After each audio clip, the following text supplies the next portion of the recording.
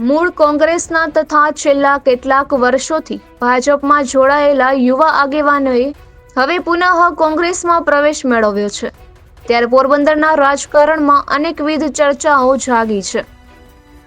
વર્ષો પહેલા કોંગ્રેસમાં રહીને અનેકવિધ આંદોલનો અને પ્રવૃત્તિઓના માધ્યમથી અને સોશિયલ મીડિયાના માધ્યમથી સક્રિય રહેલા પોરબંદરના રાજવીર બાપુદ્રા કેટલાક વર્ષો પહેલા ભાજપમાં ભળી ગયા હતા અને હવે ભાજપમાં જ્યારે ભરતી મેળો યોજાયો હોય તેમ છેલ્લા 6 મહિનામાં કોંગ્રેસના મોટા ભાગના આગેવાનો ભાજપમાં ભળ્યા છે અને કોંગ્રેસ પક્ષ જાણે ભાજપમાં વિલીન થયો હોય તેવી સ્થિતિ સર્જાઈ છે।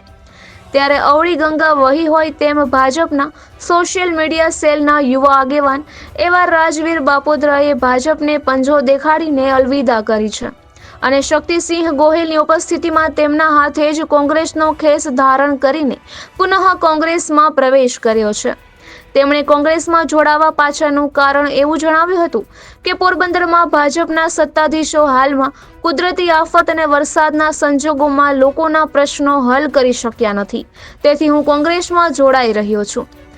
જિલ્લા કોંગ્રેસના પ્રમુખ રાજુભાઈ ઓડેદરા સહિત આગેવાનોની ઉપસ્થિતિમાં તેઓ કોંગ્રેસમાં જોડાતા આવકાર અપાયો હતો।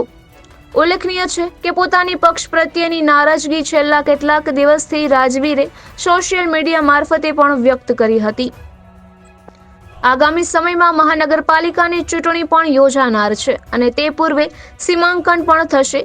ત્યારે અગાઉના કોંગ્રેસ પક્ષનું ભાજપમાં વિલીનીકરણ થયા બાદ હવે નવી ભાજપ અને જૂની ભાજપ ના મળી એક વોર્ડ દીઠ કોર્પોરેટ બનવા માટે ટિકિટના દાવેદારોની સંખ્યા અનેક ગણી વધી છે અને તમામને ટિકિટ આપવી પક્ષ માટે શક્ય નથી।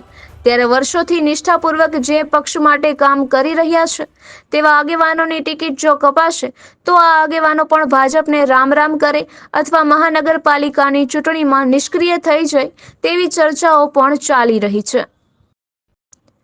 વિપુલ પોપટ, પોરબંદર ટાઈમ્સ। આજરોજ હું પોરબંદર જિલ્લા ભાજપની વિચારધારા છોડી અને કોંગ્રેસમાં જોડાયો છું।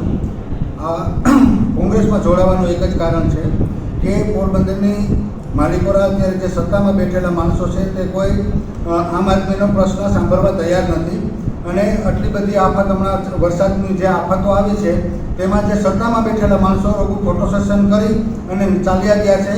પ્રજા જે હેરાન છે, બધાના ઘરમાં આજે 6 ફૂટ પાણી ચડી ગયા છે, છતાં કોઈ પ્રજાની વેદના સાંભળવા ત્યાં કોઈ અત્યારે તૈયાર નથી।